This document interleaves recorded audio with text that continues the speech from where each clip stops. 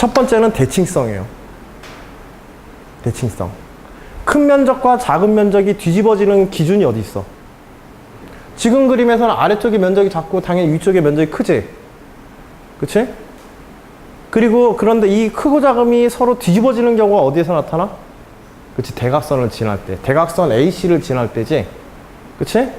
그럼 대각선 AC를 중심으로 해서 뭐가 이루어지고 있는 거야? 지금 면적상의 대칭성이 이루어지고 있는 거죠. 그치? 이것과 똑같은 면적에 비해 위아래가 뒤집히는 경우는 어떤 경우야? 대각선으로 이런 식으로 대칭해서 가 있는 경우에. 그치? 아래쪽의 면적이 크고 위쪽의 면적이 작아지게 되지? 그치? 그러니까 우리가 실제로 다뤄야 되는 영역은 어디로 한정지면 되겠어? 대각선 영역 아래쪽의 면적. 우리가 조금 보기 편한 쪽으로. 그치? 이런 대칭성들을 사용하게 되면 우리가 문제를 다뤄지는 영역들을 줄여줄 수가 있죠. 그럼 실제로 풀어야 되는 요소가 절반으로 줄어드는 거야. 기하학적 문제에 대한 접근법이야. 이런 기하 문제들은 이런 대칭성이라든지 그런 것들. 네, 두 번째. 문제 들어가기 전에 이런 것들에 대해서 첫 번째 대칭성에 대해서 생각해두고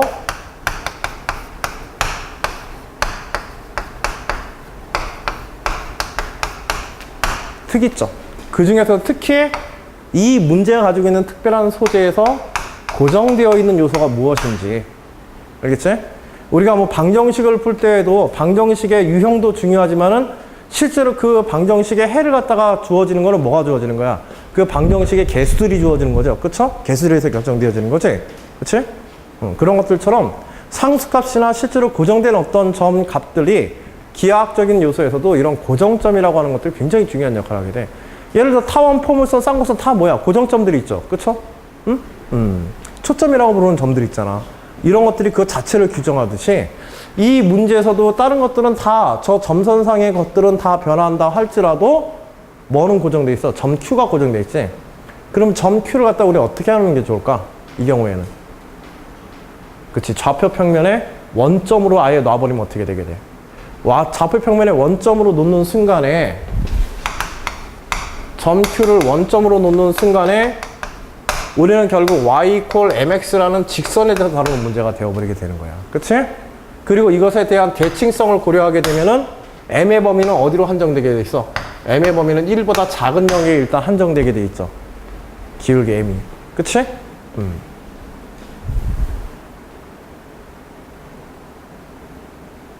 그럼으로써 나머지 좌표 결국에는 만약 이렇게 보게 되면 얘가 지금 1대3으로 나눠져 있는 점이기 때문에 그쵸? A의 좌표가 어떻게 되게 돼? -1, -1이지. 그치? 그러므로 결국 여기에 있는 요 점, 우리가 면적을 계산하기 위해서는 요 점의 요 길이와 이 길이들을 우리가 알아야 되는데 이 길이라는 건 결국 좌표 평면상의 점의 위치들을 알면 되는 거잖아. 그쵸? x = -1에서의 위치와 x = 3에서의 각각의 y 값들을 우리가 이 직선상의 y 값들을 알아낸다고 한다면. 그치? 좌표들을 알아낼 수가 있고 그 좌표에 의해서 각 변의 길이를 가지고 우리가 면적을 직접 계산할 수 있는 것까지 거의 문제의 절반 정도 이제 풀 수 있는 상황이 되게 되는 거예요. 이게 간단해 보여도 그냥 무작정 풀려고 그러면 꽤 까다로운 문제야. 알겠지? 자, 그 다음에 또 고려해야 될 것들이 이때 변하는 것은 그러면 결국 이 문제에서 변하는 것은 기울기 m이 변하는 것이지. 그치? 기울기 m이 어떤 일종의 변수 같은 역할을 해서 변화량을 나타내게 되고 이것에 의해서 이제 면적이 결정되어지게 되는데 근데 이때 이것에 의한 변화의 패턴이 어떠한지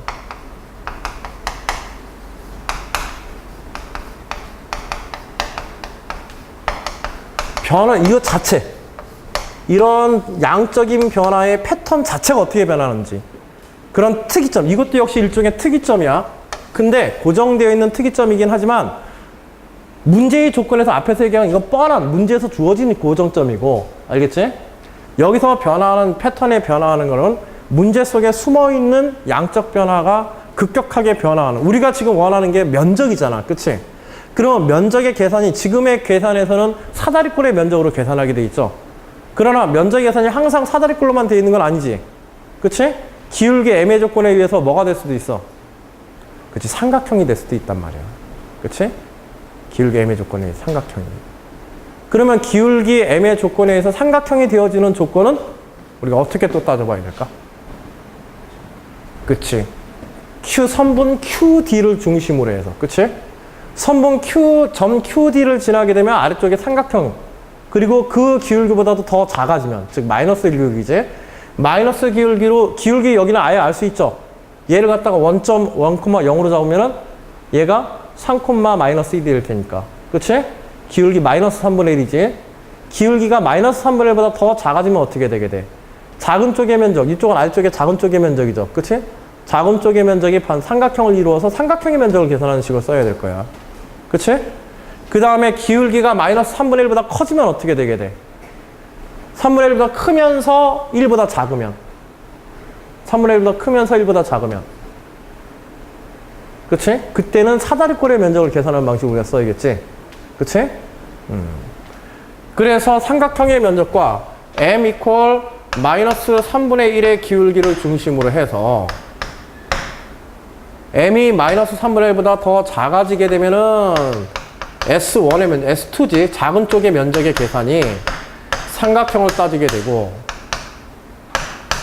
그 다음에 m이 마이너스 3분의 1과 3분의 1보다 크고, 그 다음에 1보다 작으면 이때는 우리가 사다리꼴의 면적을 따져야 될 거야.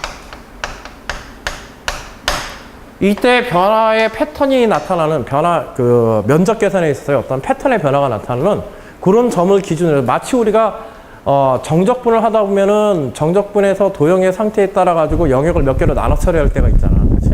그런 점들이 혹시 중간에 존재하는지, 특이점들이, 변화 양상의 특이점들이 존재하는지, 그런 것들을 체크해 주는 것도 이런 면적이라든지 길이가 변화하는 특정 조건에 의해서 고정되어 있지 않고 변화하는 문제에서 그 변화의 특징을 찾아내는 기본적인 방법론이라고 생각하시면 돼요. 물론 기하 문제다 보니까 마찬가지로 전에도 강조하지만 여러 가지로 접근할 수 있는 방법이 있지만은 기본적으로 저렇게 한번 추적해 보는 거야. 알겠지? 고정점과 대칭성과 고정점부터 정리해 두시고 변화의 양상이 어떻게 달라지는가, 조건에 딱 값에 따라서. 그러면 이 문제는 크게 두 개의 영역으로 놓고서 사실은 따져봐야 되는 문제가 되는 거지, 그치? 그리고 이 두 개의 영역 각각에서 나오는 면적의 최소값을 갖다 우리 비교해서. 그리고 또 이 문제는 S1분의 S2로 되어 있는데, 좀 부수적인 거지만 S1분의 S2로 되어 있는데, 만일 기울기 m이 1보다 작다 그러면 반드시 아래쪽의 면적이 뭐가 되겠어? 작은 쪽 면적이 되죠, 이때는. 그치? 그래서 아래쪽 면적이 작은 쪽의 면적이 되고, 자, 그래서 S1하고 S2를 할 때 S1 자체가 뭐야? 16 마이너스 문제의 조건에서 S2에 S2 이런 식으로 되어지겠지. 그치? 그러면 S1분의 S2의 최소값을 구하라고 하는데 S1분의 S2의 최소값은 그러면 어떤 때 나타나는 거야?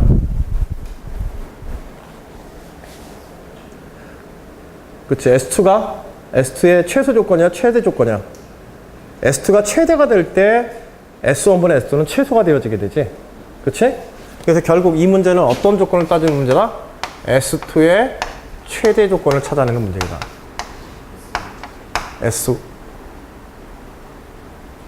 이거 지금 최소니까 S2가 최소가 되어지는, 그치? 조건을 찾아내는 문제이다.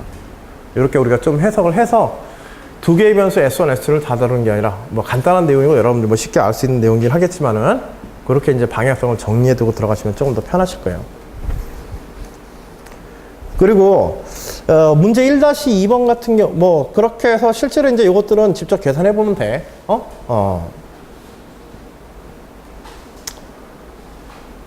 그래서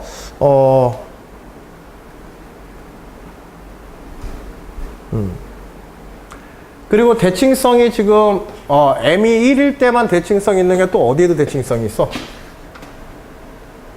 대칭성이 있는 거는 여기에 수직인 직선 여기에도 있죠. m이 마이너스 1이 되어질 때, m이 마이너스 1이 되어질 때도 어때? q를 지나면서 m이 마이너스 1일 때에도 요 위쪽으로 이렇게 되어 있는 것과 요 아래쪽으로 이렇게 되는 게 똑같이 대칭을 이루고 있지. 그치? 그래서 m의 값은 어디에서 어디 사이에서만 다뤄주면 돼? 마이너스 1에서 1 사이에서만 대칭성을 이용해서 요 영역에서만 다뤄주면 되는 거야. 그리고 이 영역에서도 뒤의 내용들을 이용해서 어떤 영역으로? 마이너스 1보다 크거나 같고 m이 3분의 1보다 작거나 같은 영역과 그 다음에 마이너스 3분의 1, 그 다음에 m이 마이너스 3분의 1보다 크고 그 다음에 m이 1보다 작은 이런 영역으로 나누어서, 그치? 두 개의 영역으로 나누어서 각각의 Q 좌표를 원점으로 잡고, 그치? 0,0으로 잡고 y 콜 mx에 대해서 어떤 좌표들을 찾아주면 돼? y 콜 mx 각각의 조건에서 x가 마이너스 1일 때와 x가 3일 때의 교점의 y 좌표, 그치? 각 변에 교차하는 y 좌표들을 중심으로 해서 면적이 최대가 되는 경우와 최소가 되어지는 경우도 우리가 찾아, 여기서는 최소지, S1이 최소가 되어지는 경우들을 찾으면 될 거야. 자, 그런 조건 하에서 문제를 이제 정리해보고, 실제로 이제 계산 과정에 약간의 시간이 걸리지만은 방향성이 잡히고 나면은 실제로 풀지 못할 것들은 아닐 거야. 알겠지? 자, 문제 2번에서는 이거는 조금 문제를 볼 때 좀 직관적인 게 있어. 이게 뭐냐면, S1분의 S2의 값을 15분의 3으로 줬잖아. 그치? 13분의 3으로. 왜 하필이면 이 13분의 3의 값을 줬을까? 보통 이런 값들도 그냥 무의미한 값들은 아니야. 문제에 등장하는 이런 값들도. 이 13분의 3이라고 하는 게 뭐가 갈려 있을까요?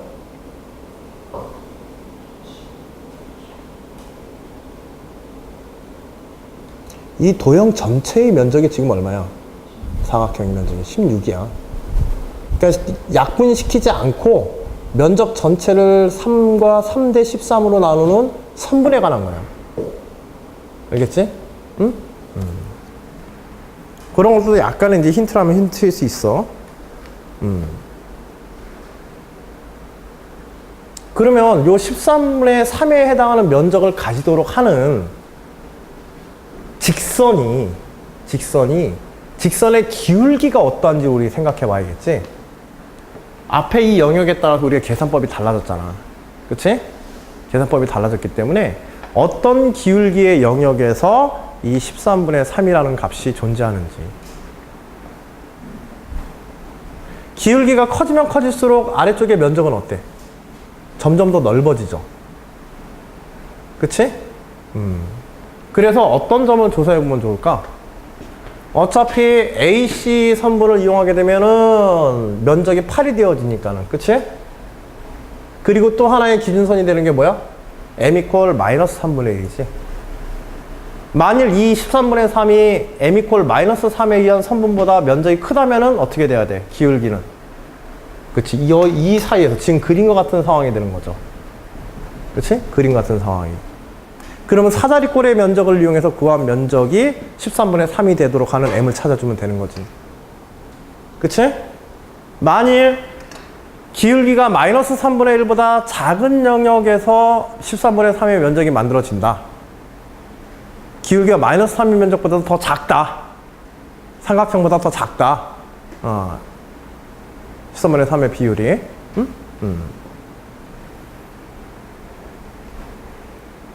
즉 S1의 면적이 직접 얼마가 되는 걸 찾아주면 되는 거야? 3이 되는 걸 찾아주면 되는 거지. S2가. 즉 문제에서. S2가 3을 그냥 확인하는 거야. 예를 들어서 이게 마이너스 3분의 1이면은 바로 여기를 지나면서, 그치? 요 교점에 대해서 면적 직접 계산해가지고 해봐서 계산하면 5가 나오거든. 그럼 면적이 더 크단 말이야. 마이너스 3분의 1에서 직접 계산해보면 실제로 이제 면적이 5분의 1이, 그 S2분의 S1분의 S2의 값이 5분의 1이 나오게 되는데 5분의 1하고 13분의 3하고 이제 대소 비교를 하게 되면 13분의 3이 더 크게 돼요. 그래서 그림과 같은 사다리꼴의 면적이면 알 수 있어. 알겠지? 그러면 사다리꼴 면적 공식 이용해 가지고 실제로 이제 그 값을 우리가 m의 값을 우리가 찾아내면 되는 거죠. 그치? 자, 이 문제 통해서 간단하게 이런 기하학적인 문제에 대해서 우리가 어떻게 다룰지 이런 것들 한번 생각해 보시고 바로 그 이어서 보지 마시고요. 교재 프린트의 24페이지에 제가 아까 전에 논술응수자능 문제하고 좀 유사하다라는 이야기를 했었는데 그걸 한번 감안해 보면서 논술응수자능의 자연계 1번의 문제하고 한번 비교를 해봐. 자, 다음 제시문 1에 4까지를 읽고 문제 1-1, 문제 1-2를 문항별 풀이와 함께 답하시오. 자, 문제의 조건은 뭐냐면 좌표 평면, 아래쪽에 있는 그림과 같은 조건이야. 좌표 평면의 4점 OABC를 꼭지점으로 하는 정사각형 OABC가 주어져 있다. 정사각형 OABC의 한 변 OA 위에 두 점 D, T, 0, G, T 플러스 1, 0를 잡는다. 단, T는 0과 1 사이의 값이다. 즉, 선분 A, B의 중점을 넘어서지 않는 거지, 점 T가. 값 T가. 점 D가 중점을 넘어서지 않는 조건 하에서. 그러니까 계속해서 그냥 일정한 간격 1을 두고 D와 G 사이의 거리를 1을 두고서 계속 움직인다는 얘기지. 자, 그리고 이때 점 D에서 선분 OA의 수직인 직선이 선분 CA 및 선분 CB와 만나는 점 각각 EF라고 한다. 그 다음에 점 G에서 선분 OA의 수직인 직선이 선분 CA 및 선분 CB와 만나는 점을 각각 HI라고 한다. 그린 것 같이. 그리고 이때 삼각형 CEF의 넓이를 S1, 그 다음에 AHG의 넓이를 S2라고 한다. 자, 둘 다 뭐의 변수로 되어 있어? 수학적 표현들도 다 T의 변수로 되어 있지? 그치? 비례시 변수 T에 의해서 다 결정된다는 얘기야. 실제로 문제 1번이 S1T와 S2T의 곱을 GT라고 할 때 GT를 T에 관한 식으로 나타내고 그 이유를 논하시오. 뭐 그림에서 아주 잘 보여주고 있네. O를 원점으로 잡고 아예 좌표들을 잡아주면 되는 거지. 그치? 각 점의 좌표들을 갖다가 잡아서 A의 좌표, 그 다음에 C의 좌표, B의 좌표 등 해가지고 결국은 FE의 길이와 CF의 길이, CF의 길이는 T가 될 테고, 그치? FE의 길이는 한 변의 길이가 지금 2인 정사각형이니까, 그쵸? 2인 정사각형이 되겠지. 그치? 그리고 CA가 지금 대각선이기 때문에 CF의 길이와 FE의 길이가 어때? 같아야 되죠, 이거는.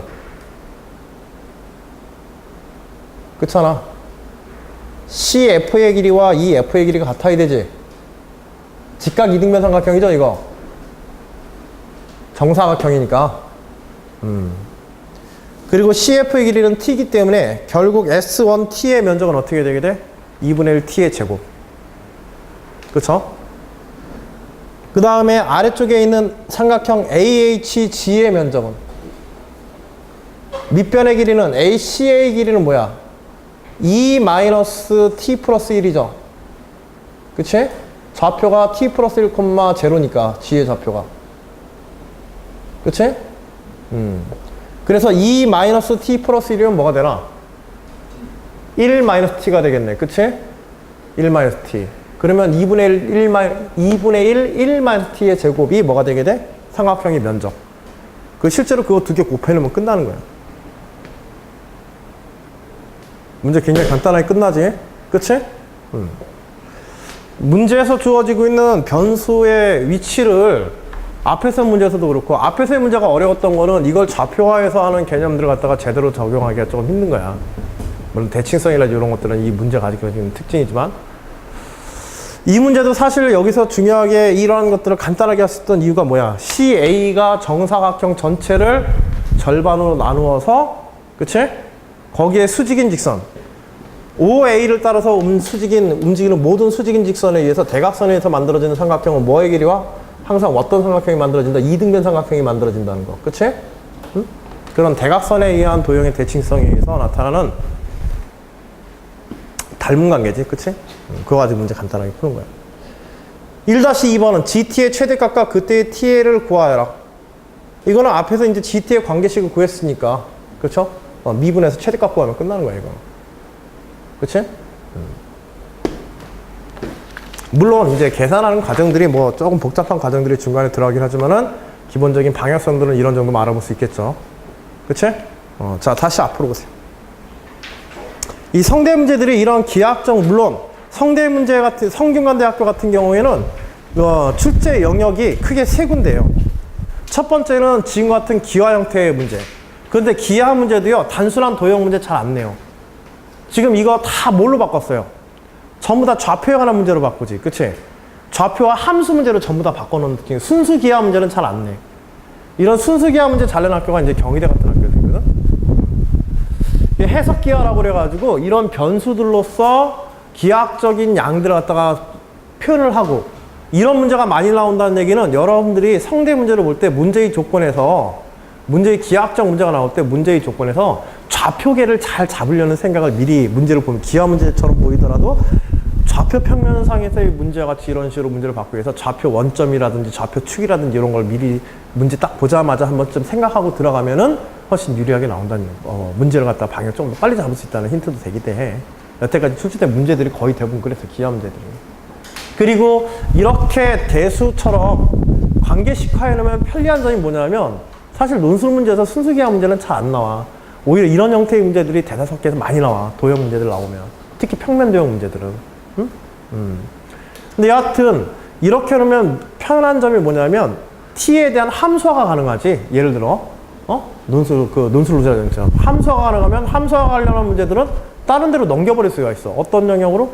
우리가 지금 금방 하셨던 미분이라든지 적분, 그치? 어떤 관계의 식으로 표현되어 버리기 때문에 미분이나 적분의 영역으로 넘겨가지고 타 영역과의 이제 통합 문제를 만들기가 쉬워지거든. 그래서 이런 문제가 이런 기하학적인 문제를 해석 기하학적으로, 즉 좌표 평면상은 좌표 평면상의 도형의 방정식이라는 이런 형태로 해서 문제로 푸는 걸 많이 내. 성대 기하 문제 나올 때 거의 100%예요. 현재까지 나온 문제들은. 그리고 이제 대수 문제들에 있어서는 주로 이제 미분과 적분 관련 문제들. 특히 이제 적분 오히려 성대 같은 경우에 뭐 적분 문제도 간혹 나오긴 하지만은 뭐 단순한 수열 문제 이런 건 잘 안 나와요. 알겠죠? 수열 관련, 직접적으로 어떤 수열 관련 문제들보다는 보통 이제 미분의 수학적 원리나 적분의 수학적 원리들을 사용하는 문제들을 많이 출제하는 편이에요. 예를 들어 뭐 평값 정리라든지 중간값 정리, 롤의 정리 뭐 이런 것들을 활용하는 문제들. 그 다음에 적분 계산하는 문제들, 역함수에 관한 적분법에 관한 문제들, 합성함수의 적분이라든지 이런 것들. 함수 성질과 관련하여서 극한을 통해 가지고 극한이라든지 미적분을 다루는 이런 형태의 문제들이 큰 주제고, 그 다음에 가끔 이제 또 출제되는 게 타학교에서는 잘 안 나오는 건데 확률 문제들이 종종 등장합니다. 확률 문제들이. 그래서 여러분들이 이제 확률 파트에서 봤던 문제들 중에 대표적인 게 뭐 성균이 이름 나오는 게 몇 개 있었어. 한두 개 정도.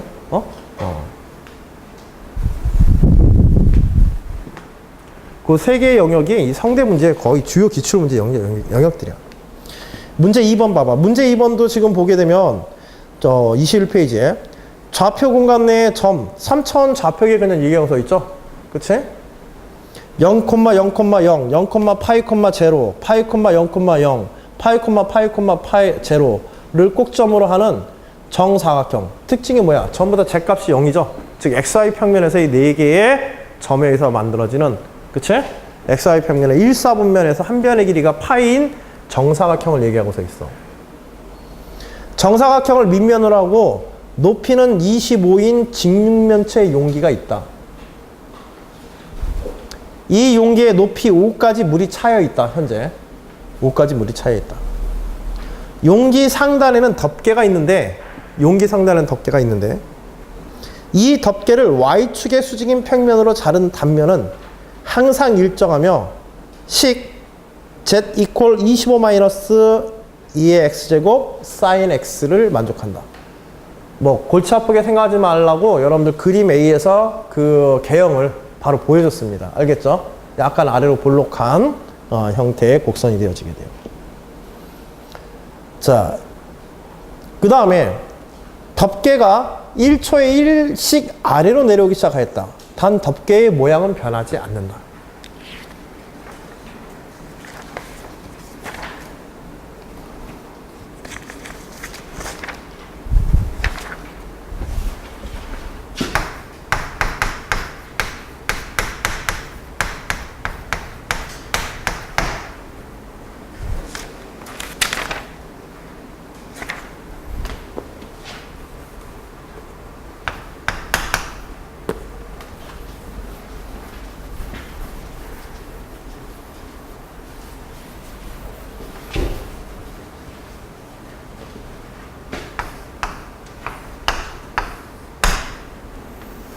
그리고 지금 아래쪽에 이렇게 차 있고 얘가 1초에 초당 1씩 이렇게 거리를 내려온다는 얘기지. 그치?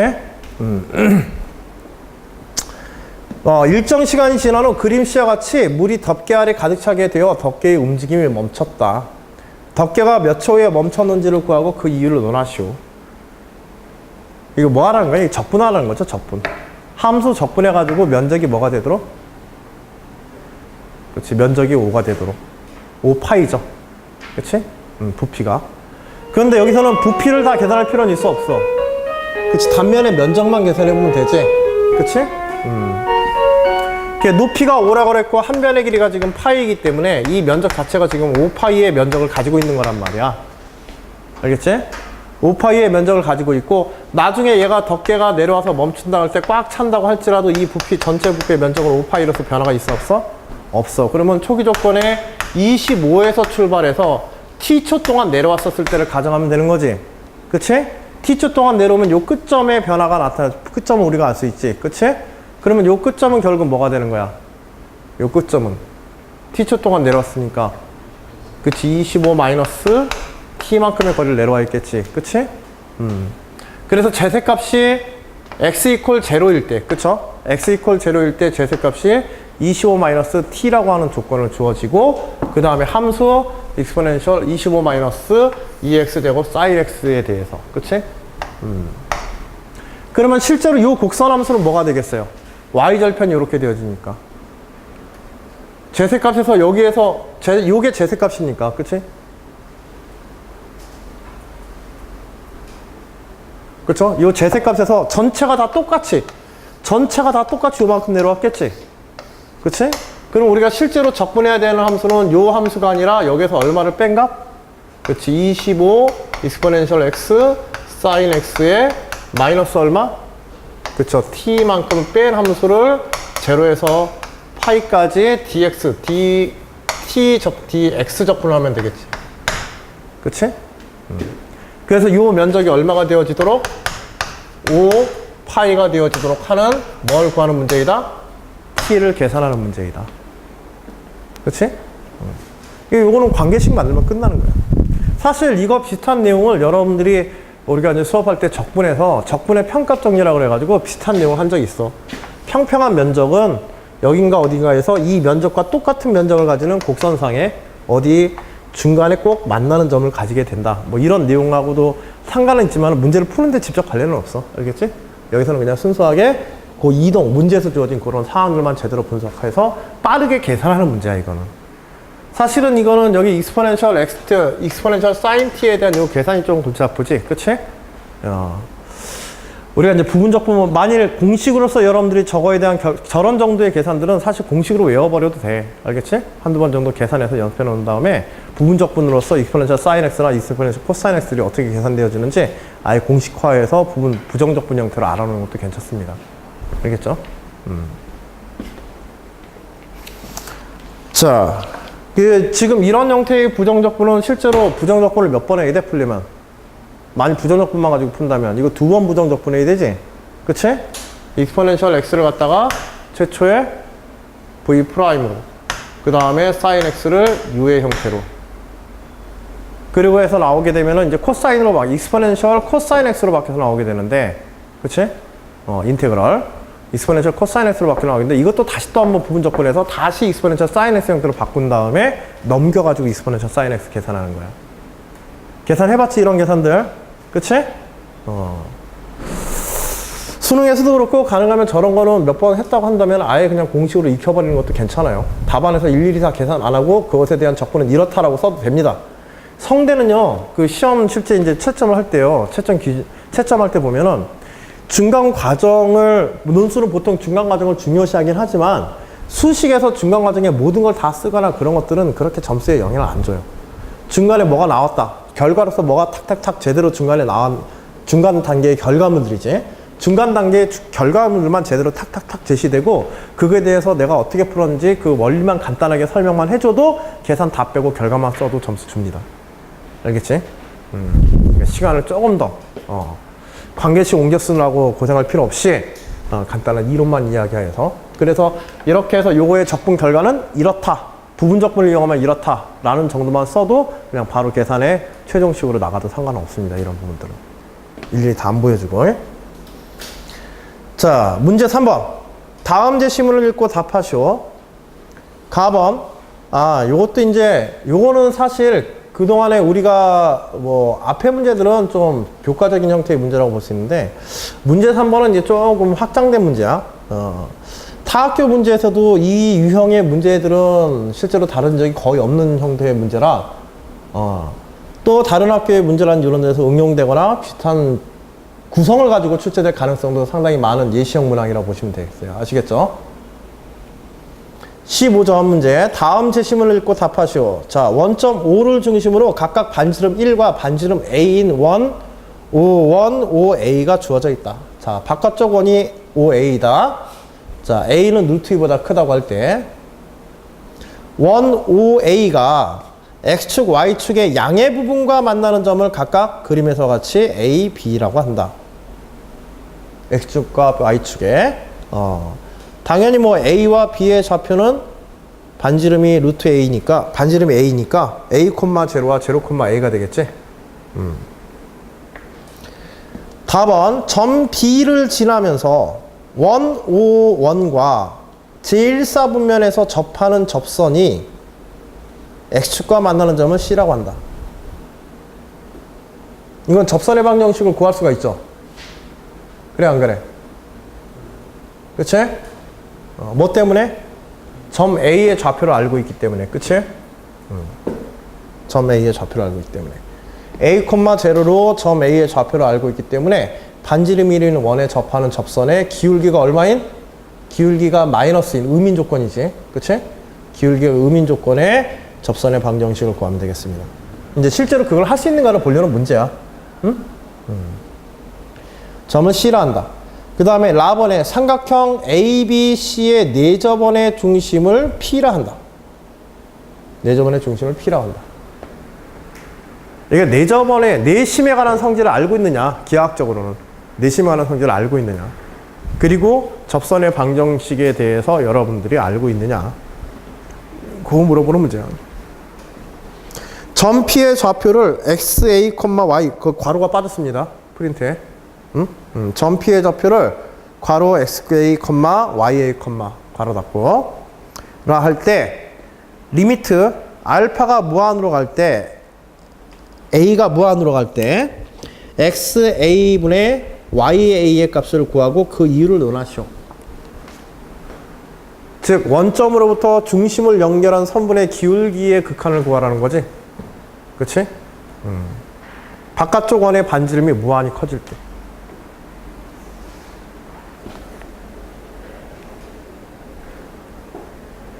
중요한 거는 요때 요 원 자체가 삼각형 ABC의 아닌 내심이었잖아. 그치? 뭐 선분 AB의 길이야. 선분 AB에 관한 방정식이 뻔하지. 그치?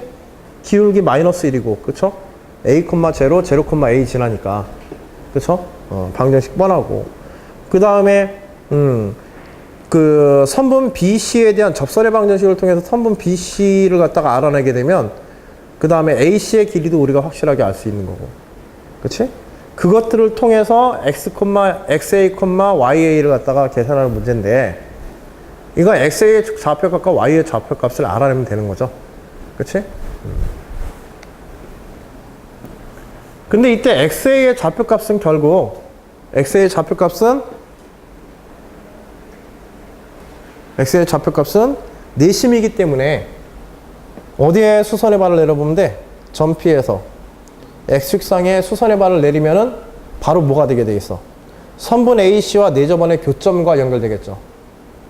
내심의 성질.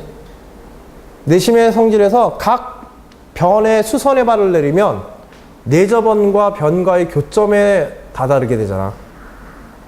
그치? 그러면 뭘 할 수 있냐면 거리를 알 수 있게 돼. 즉, 점 P로부터 X축에 내린 수선의 발은 내접원의 성질에 의해서 점 P로부터 X축에 내린 수선의 발은 뭐와 같아지게 돼요? 수선의 발의 길이는 점 P의 무슨 좌표?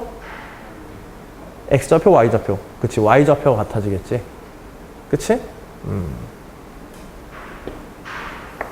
그럼 몇 가지 이제 내심에 대한 기하학적 성질들, 그 다음에 X축이 한 변을 이루고 있다고 하는 것. 왜 선분 AC라든지 AB에 대한 수선의 발을 생각하지 않느냐면 X축에 내리는 게 편하니까. X축에 내리는 게 편하니까.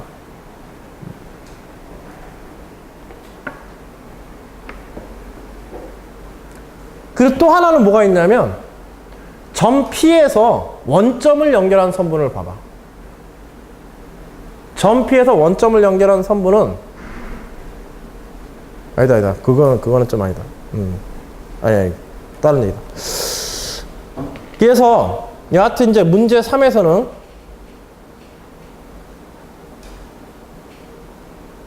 선분 BC의 방정식과 선분 BA의 방정식을 만들 수 있겠죠. 그치? 원에 대한 접선의 문제에서 그 다음에 A, B를 연결한 선분의 직선에 관한 방정식으로부터 그 다음에 네 접원의 중심에서 각 변에 내린 수선의 발의 길이는 어때야 돼? 모두 똑같아야 되지. 그치? 세 개의 변에 내린 수선의 발의 길이는 응? 모두 똑같아야 돼.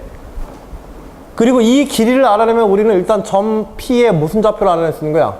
Y좌표를 알아낼 수 있는 거지. 그치? 그래서 일단은 X축까지의 거리에 대한 생각을 하기보다는 확실하게 직선의 방정식을 알고 있는 AC와 선분 BC와 선분 BA까지 점 P, XA, YA로부터 직선 BC와 직선 BA까지의 거리가 같다라고 하는 연립방정식을 푸는 거죠. 그치? 연립방정식을 풀어서 뭘 알아내고자 한다? 그쵸. 좌표 YA를 알아내고자 하는 거예요. 거리방정식 이용하면 되겠지? 점과 직선 사이의 거리에 점과 직선 사이의 거리 이용해가지고.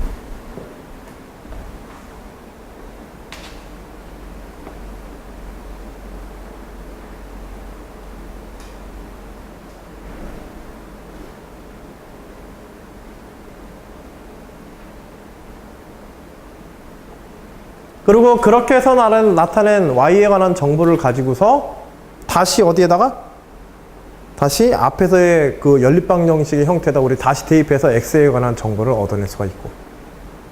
일단 식을 만들고 나면 이런 건 눈에 띌 거야. 그래서 X에 관한 식과 Y에 관한 식을 얻어내고 그것의 극한 계산하는 문제야, 결국은. 따로따로 계산하는 거야. 알겠죠? 여기서 중요한 거는 네 심은 각 변까지의 거리가 어떻다? 모두 동일하다라고 하는. 그치? 그거를 이용하는 것과 그 다음에 원에 대한 접선의 방정식. 한 점으로부터 원에 대한 접선의 방정식과 두 점을 연결한 직선의 방정식. 그리고 점과 직선 사이의 거리 공식. 이런 것들을 여러분들이 적절하게 활용하게 된다면 극한에 대한 계산. 그치? 총 4가지 정도의 이런 요소들만 여러분들이 제대로 분석해서 알아낸다고 쓸 수 있다면 이 문제는 계산형 문제로 다 변해버리는 거예요. 좀 계산형 문제에 집중돼 있지 지금. 이건 뭐 어떤 증명 문제라기보다는 지금 앞에서부터 온 것들이 거의 다 계산 문제들이야 지금. 응? 마지막에 4번 문제 봐봐.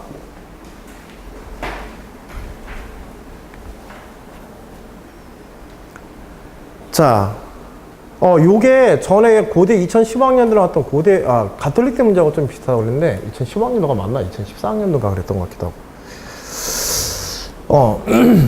문제 4의 가번을 보시게 되면 3 이상인 자연수 n에 대하여 반지름이 1인 원에 내접하는 정N각형의 꼭지점을 시계 방향 순서대로 각각 P1, P2, 땡땡땡, PN이라고 한다. 시계 방향으로 정N각형 P1, P2, PN을 아래 그림과 같이 여기 그림이 지금 빠져 있는데 아래 그림과 같이 단단하고 평평한 지면 위에 일직선으로 굴린다. 굴리기 전 선분 P2, P3가 지면에 닿아 있었다. 삼각형 놓고 P1, P2 그림이 지금 이렇게 되어 있는 거야. 알겠지? 그리고 이제 이게 굴러간다는 거야. 오른쪽으로. 오른쪽으로 굴러가서 한 번 굴러가면은 어디로? P1이 일로 와 있겠지. 그치? P1이 여기로 와 있고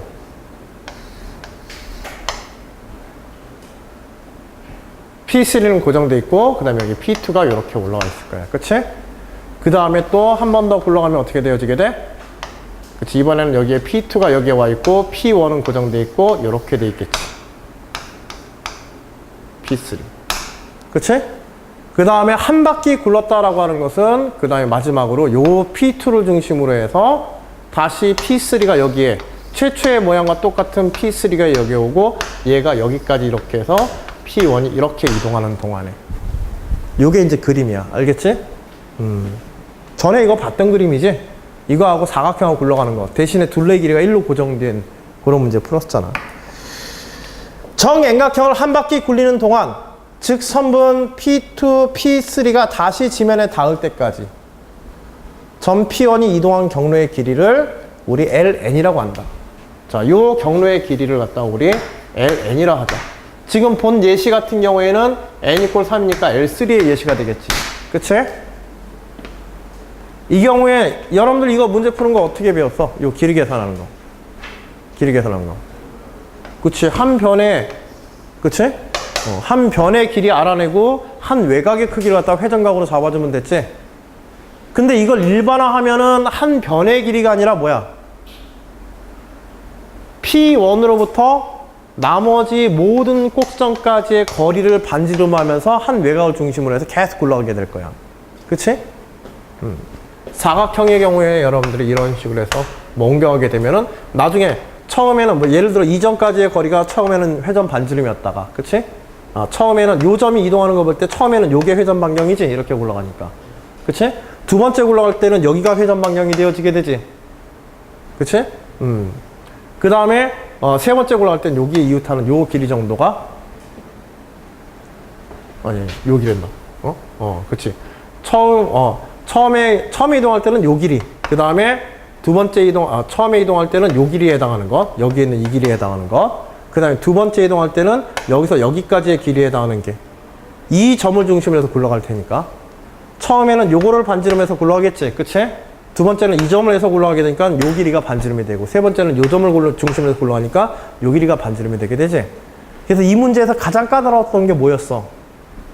고정점으로부터 Pn이라고 하는 점으로부터 나머지 점 P1부터 Pn-1까지의 점들에 대해서 선분의 길이를 계산하는 거. 그치? 정앵각형에서. 대신에 이 문제는, 전의 문제는 이제 한 변의 길이를 가르쳤는데 여기는 뭘 가르쳐 줄 거야? 반지름 1로 고정시킨 내접다각형으로 해줬지. 그래서 반지름의 1인 정앵각형에서 우리가 필요한 건 뭐야? 이 각각의 점까지 요 길이가 1로 두어졌었을 때, 그치? 한 점으로부터 나머지 점까지의 점과 점 사이에 거리 구하는 거였잖아. 그쵸? 이것도 경험 있으면 금방 풀지, 이제. 뭐보다 아니게 이등변 삼각형보다 하는 거죠? 이등변 삼각형. 그치? 이등변 삼각형에 한 변의 길이가 1, 1, 그 다음에 중심각 구해서 요 대각선의 길이, 빗변의 길이, 요거 알아내면 되는 거예요. 뭐 사인, 코사인 법칙 뭐 어떤 식으로 사용하든 간에, 혹은 단순한 삼각형에 대한 삼각함수 정해가지고 사용하든 간에. 알겠지? 전에는 이제 그걸 하나하나 단계별로 다 유도하도록 해줬는데, 요거는 이제 한 번에 계산하도록 했어. 그래서 문제가 조금 더 이제, 계산 문제는 조금 더 복잡해졌어요. 여하튼지. 그리고 이게 나중에는 n을 무한대로 보내면 사이클로이드 곡선의 길이로 나가는, 그치? 원 주위에 한 점이 이동하는, n을 무한대로 보내버리게 되면, 원 주위에 한 점이 이동하는 자치의 길에 관한 문제가 됐어. 그래서 여기서는 이제 리미트 n이 무한대로 갈 때 ln에 관한 게 되는 거지. 그치? 이게 사이클로이드 곡선의 길이를 계산하는 문제가 됩니다. 자, 반지름이 r이고 중심각이 세타인 원호의 길이는 r 세타이다. 요거 이용해서 호의 길이, 이동 길이 계산해라. 그치? L2의 L3의 값을 구하고 그 이유를 논하시오. 이거는 예시죠. 그치? 이게 기본형 예시 문제야. 4-2. LN을 n에 관한 식으로 표현하고 그 이유를 논하시오. 바로 일반화 시켜버렸죠?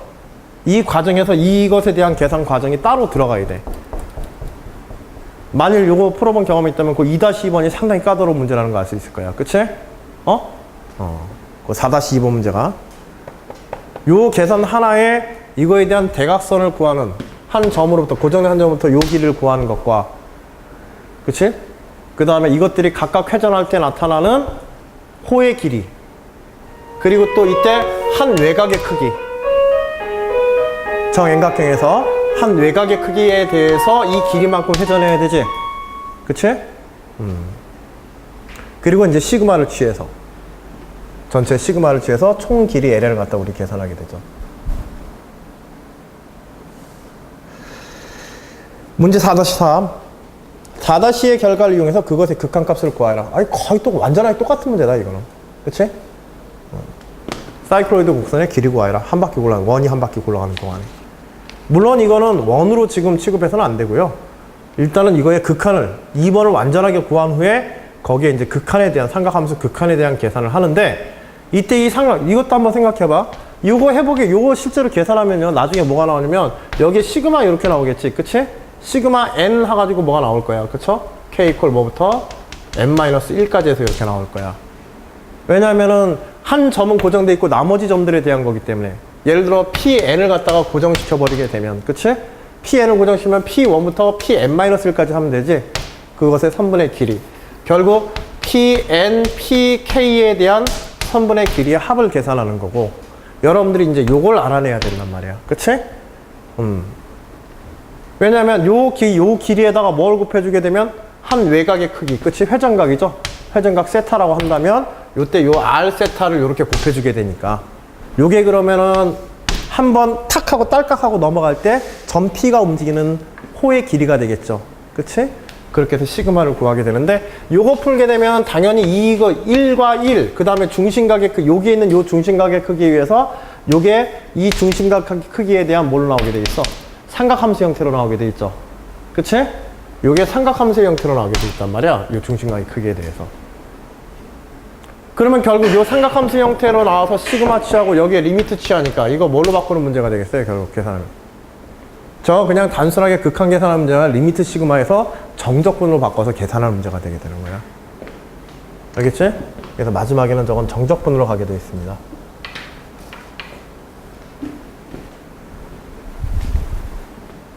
물론 리미트 시그마를 직접 계산을 풀 수 있다면 시그마를 직접 풀어서 하면 되는데, 시그마 풀기가 그렇게 용이하진 않을 거야, 이거는.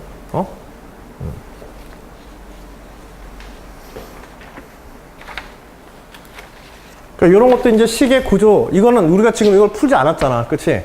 이 길이를 풀지 않았어도 불구하고 대략적으로 문제가 어떻게 가리라는 걸 우리가 알 수 있지. 그러면 답안의 맨 처음에 이런 부분들을 우리가 미리 정리해두면 어때? 문제풀이 방향을 제시해 놓으면 중간에 계산 실수가 있다고 하더라도 기본 방향이 제대로 설정됐다 그래서 기본 점수는 가지고 들어가게 돼 있어.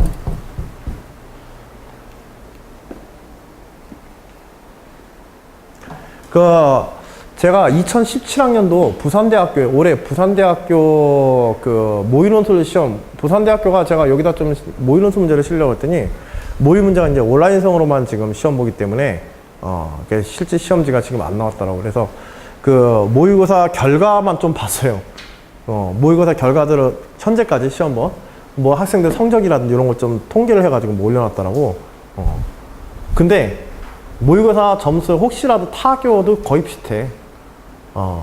성균관대학교가 왜 문제지만 나눠주고 여러분들 채점을 안 해주냐면, 채점하는 게 모의논술고사들 여러분들 채점하는 게 별로 의미가 없기 때문에 그래요. 모의논술고사는 대학에서 보는 모의고사를 대학 측에서 채점하여야 별 의미가 없기 때문에, 통계 자료로서 쓸모가 없기 때문에 그래. 왜 그러냐면 학생들이 안 써. 문제만 보고 답안을 안 써서 내. 그러니까 빈 답지를 많이 내. 부산대학교 요번에 모의논술 보고서 평균 점수가 얼마인 줄 알아? 학생 전체 평균 점수? 13점, 14점 막 이래요. 그러니까 뭐 전체 한 절반 정도가 답안 안 써. 그냥 그냥 문제만 보고 그냥 냈다는 얘기야. 근데 뭐 대학 측에서 강조할 수는 없는 거니까. 모의논술고사에서는 여러분들이 뭐 문제 유형이라든지 어떻게 출제되고 이런 형식 위주로 좀 보시고, 그리고 그거하고 똑같은 문제는 시험에서 안 나온다. 이런 정도에서 감안만 하시고 거기에 대한 평가 결과라든지 그런 것들은 그런 평가는 그 학생들 수준 혹은 답안 합격 가능 점수들은 모의논술 가지고 추정하면 안 돼요. 알겠죠? 작년도 이제 아까 얘기했던 그 과기대라든지 한양대 같은 학교도 보게 되면은 작년도 이제 합격자들 점수를 이렇게 가르쳐 주거든. 그런 실제 시험에서 나온 점수를 가지고 가늠을 해야 돼. 근데 실제 시험 점수도 사실은 워낙 심해, 차이가. 여러분들 지금 아까 전에 봤던 지금 이 성대 과학인재 전형 문제는 어때? 조금 어렵지? 좀 까다로워, 문제가. 우리가 그냥 슥슥슥 풀고 이야기 방향만 얘기하고 넘어가서 그렇지 실제로 계산하면 계산이 굉장히 까다롭거든, 중간중간에. 근데 2016학년도 논술 우수 전형 1번 문제로 나왔던 문제 있잖아. 아까 전에 봤지만은 그 사각형 내에서 삼각형 두 개 면적 합해가지고 그 최대 최소 계산하는 문제거든. 정말 쉬워. 그러니까는 문제에 따라서 실제로 점수는 합격 가능한 점수 때는 상당히 많이 변하게. 합격자 점수들이. 그러니까 여러분들은 자마도 자하고 처음 수업할 때 저한테 그런 거 여러분들 설문지 쓰라고 그럴 때 그런 거 물어본 사람이 있어. 어느 대학 합격 점수가 어느 정도 되냐고, 논술 합격 점수가. 근데 내가 그걸 얘기해 줄 수가 없단 말이야. 그걸 얘기해봐야 해마다 문제의 난이도라든지 이런 거에 조금만 달라져도 그건 10점, 20점씩 막 변해버리는 건데. 같은 한양대에서 작년에 시험 쳤는데요. 작년에 한양대에서 시험 쳤는데 세 반으로 나눠서 시험을 쳤거든. 오전에 한 반, 오후에 두 반에서 시험을 쳤어. 근데 문제들이 다 달라. 그래서 그 각각의 문제들에서 그 각 대학들의 이제 최고점과 그 각 문항에서 그 각 학과들 속해 있는 학과들의 점수들을 이렇게 딱 비교하는데 난이도가 높은 문제를 풀었던 학과의 점수하고 난이도가 쉬웠던 문제를 풀었던 학과들의 점수가 20점 차이가 나요. 점수가. 합격자들 평균 점수가. 그런 정도로 문제에 따른 편차가 굉장히 심하기 때문에 딱 몇 점대가 뭐 어느 학교 시험 봐서 딱 몇 점대가 합격 가능하냐 뭐 이렇게 물어보면은 제가 보통 한 70점대 정도면은 합격 가능하다고 얘기하잖아. 그치? 70점대라고 하는 거 합격 가능하다고 얘기하는데 70점대면은 웬만한 학교, 웬만한 학과들은 다 합격하는 정도의 점수들이라고 얘기하는 거야. 물론 이 극성간에 이제 생명과학, 그 화생공이라든지, 그치? 화공생명이라든지, 그 다음에 뭐 의대라든지 이런 데는 제외하고, 수학과라든지 이런 데는 제외하고.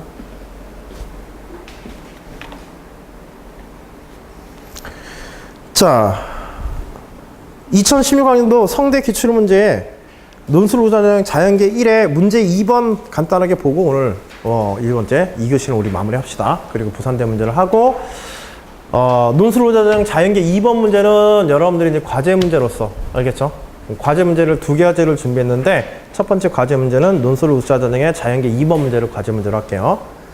자, 문제 2번 한번 보세요. 문제 2번도 사실 뭐 문제 읽어보면 이게 성대 문제 수준 정도는 좀 아니지 않는가 하고 생각할 정도의 문제일 수도 있어. 작년에 성균관대 논술 우수자 자연계 1번 문제가 상당히 쉽게 출제된 편이야. 예년에 비해서도. 그렇다고 뭐 그 다음에 나오고 있는 논술 우수자 전형 자연계 2에서 문제가 많이 어렵냐? 그렇지도 않아요. 또 보면. 성대는 과학 문제가 좀 까다로워. 예전부터 이 과학 논술 중심으로 보는 대표적인 학교가 어디였었냐면 뭐 연구대는 그 자체가 전체가 다 어려워서 그런 거고 과학 논술 중심으로 보는 가장 대표적인 학교가 경희대, 성대, 중대였었어. 경희대, 성대, 중대. 이 학교들은 예전에 논술 시험 예전부터 이제 과학 논술에다가 좀 비중을 많이 두고 뭐 점수상의 비중을 많이 둔다는 것뿐만 아니라 문제 난이도에 있어서 과학 문제에 대한 변별력이 조금 이렇게 높은 그런 학교들 중에 하나였었어. 세 개 학교들은. 성대가 대표적이고, 성대는 그래서 학교 레벨에 비해서 수리 문제는 상대적으로 다른 학교들보다는 좀 쉽게 나오는 편이야. 경희대나 이제 중대 정도에 비해서는 수리 문제가. 자, 문제 2번. 근데 그런 성향은 아마 올해도 뭐 별 변화 없이 그렇게 유지될 것 같으니까 지금 출제되고 있는 것들 보면 다음 제시문 1에서 5까지를 읽고 문제 2를 풀이와 함께 답하시오. 제시문 1. 좌표 평면에서 1사분면의 점들 전체의 집합을 H라 한다. 제시문 2. 실수 A, 4보다 큰 A가 주어져 있을 때 좌표 평면 위에 두 점 2, 2,0와 2'-2,0부터 거리의 합이 2 루트 a로 일정한 점들의 전체 집합을 a란다. 이거 뭐야? 타원이죠. 그치? 그래서 2,0과 마이너스 2,0를 초점으로 하는 타원. 제시문 3. 제시문 2에서 주어진 실수 동일한 a에 대해서 좌표 평면의 두 점 루트 a, 0 f' 마이너스 루트 a, 0로부터 거리의 차가 4로 일정한 점들의 전체 집합을 b라 한다. 이거 뭐 초점 주어졌고, 그치? 물론 a에 대한 변수로 표현되긴 했지만 초점 a 주어졌고 거리의 차 주어졌으니까는 쌍곡선 방정식 구할 수 있지? a를 포함한 쌍곡선 방정식 구하면 되는 거야. 그 다음에 원점 5로부터 거리가 루트 5로 일정한 점들의 전체 집합을 c라고 한다. 이건 아예 원의 방정식을 완전히 준 거죠, 이거는. 그치? 그래서 x제곱 플러스 y제곱 이퀄 5라고 하는 방정식을 완전히 준 거야. 자, 유한계의 원소를 가지는 임의의 집합 D에 대하여 ND는 집합 D의 원소의 개수를 나타낸다. 뭐 기호 모를까 봐서 그런 건 아니고 원소의 개수에 관한 기호를 쓰겠다라는 의도로 한 거고요. 문제 2번. A, B, C, H의 교집합의 원소의 개수가 1이 되도록 하는. 이게 무슨 얘기야, 이거? 이거는 표현만 집합적 표현 배우는 거지? 그치. 뭘 풀어라는 거야, 이거? 그치. 몇 개의 방정식의 연립근? 총 4개. 타원. 문제에서 주어진 타원, 쌍곡선, 원, 그 다음에 일사분면 조건. 요 4개의 조건을 만족하는 점이 몇 개다? 유일하게 하나로 결정되게 한다. 그러면 결국 뭐 풀라는 거야? 연립방정식 풀라는 거야. 뭐 만들어서? 제시문 2, 제시문 3, 제시문 4. 그치? 제시문 4까지의 내용에 대해서 요 3개의 도형의 교점을 찾는 문제가 되겠지. 일사분면에서의 교점을 찾는 문제. 그치? 그럼 계속해서 연립방정식 풀어나가서 미지수 제거시켜주면 되는 거야. 그래서 뭘 구해라? a의 값을 구하여라.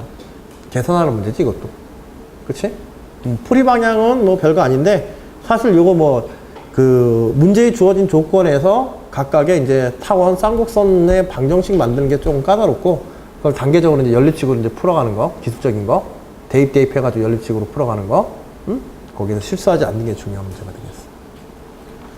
이런 정도의 문제들이야. 자, 26페이지에 논술로사 자연계 2번의 문제는 마찬가지로 대문항 1번, 대문항 2번 구성되어 있는데요. 사실 여기 나오고 있는 대문항 1번은 우리가 이것도 어디서 많이 보던 비슷한 건데 우리가 정적분에서 입체의 최적 구하는 문제 했었어. 입체의 최적 구하는 방식에 관한 거야. 적분하는 거야, 이거.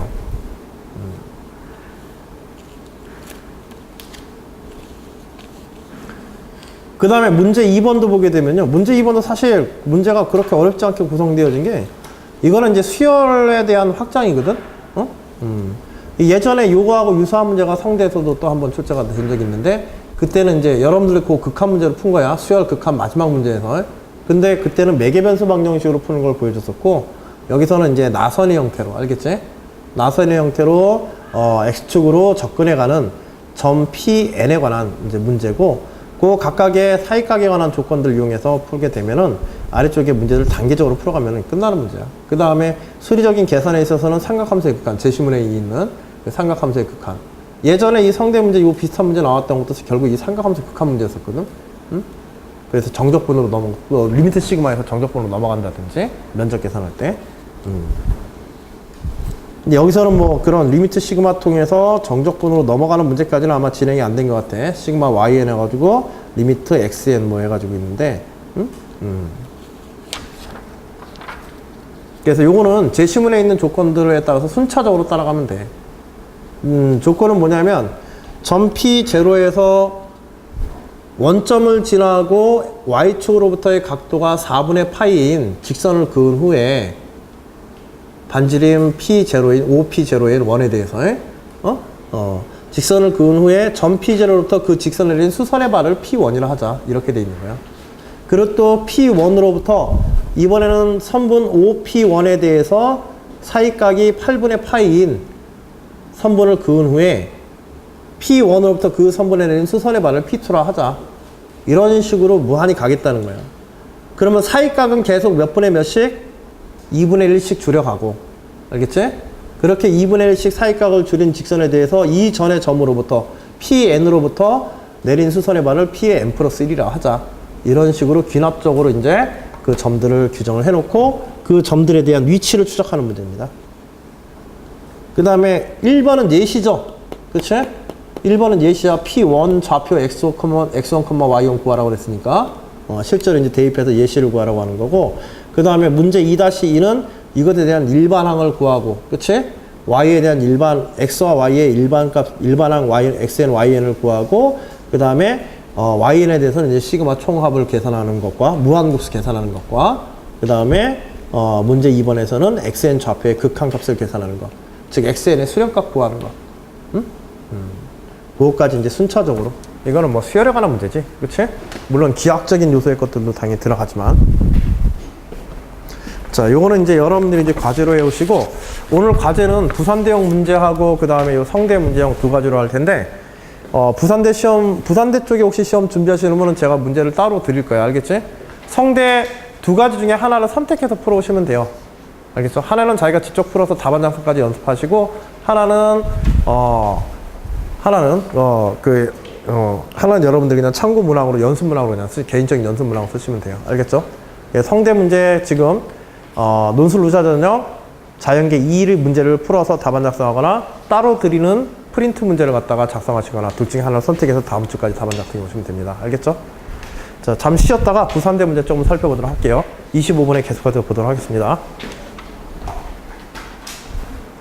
뭐 궁금한 사항이나 질문 사항 있으면 체크해주세요. 설문지에다가.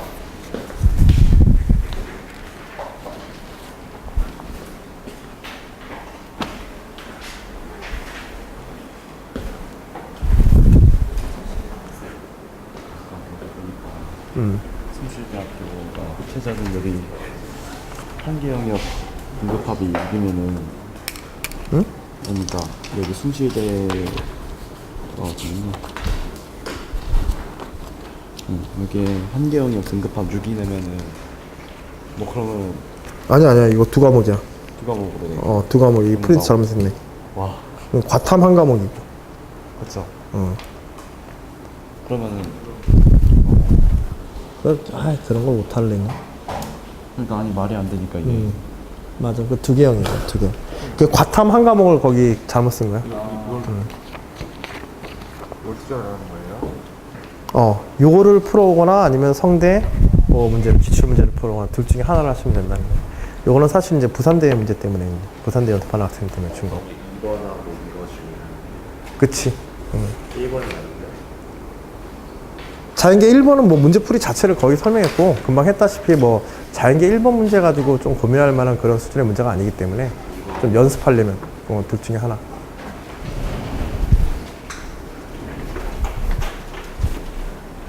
둘 다 써와도 돼요. 첨삭은 하나만 하면 되니까.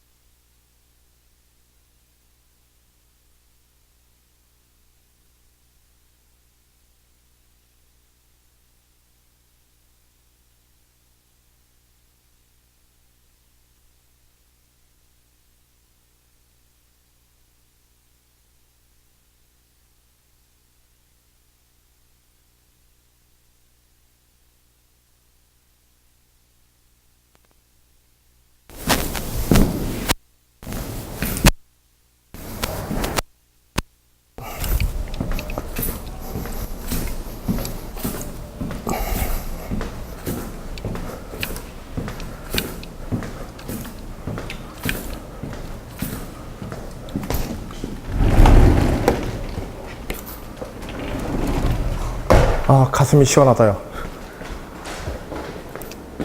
음료수 하나씩 먹자.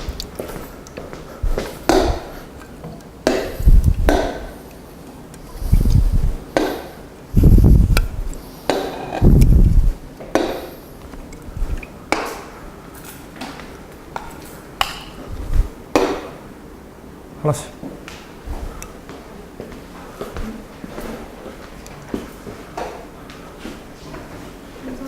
어.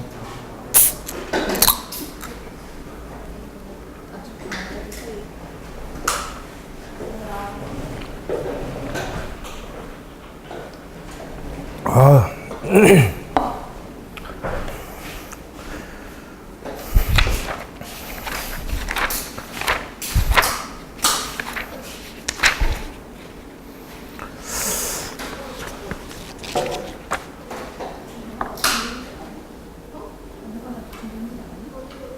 자, 교재 28페이지. 부산대 문제인데, 사실 그 부산대 문제하고 성대 문제하고 조금 기왕 같이 보니까 조금 이제 비교를 해보면, 성대 문제는 주로 이제 거의 수학 원론적인 이런 문제보다는 좀 응용 쪽에 가까운 문제들을 주로 출제했어. 그치? 주로 이제 물론 이제 증명하고 설명하는 거긴 하지만 결과적으로 어떤 계산 결과를 내오는 그런 이제 문제들로 이제 출제가 되어졌고, 이 부산대 문제 같은 경우에는 일단은 2016학년도 기출문제만 봤을 때에는 이 계산형 문제보다는 단순한 계산형 문제보다는 좀 원론적인 문제.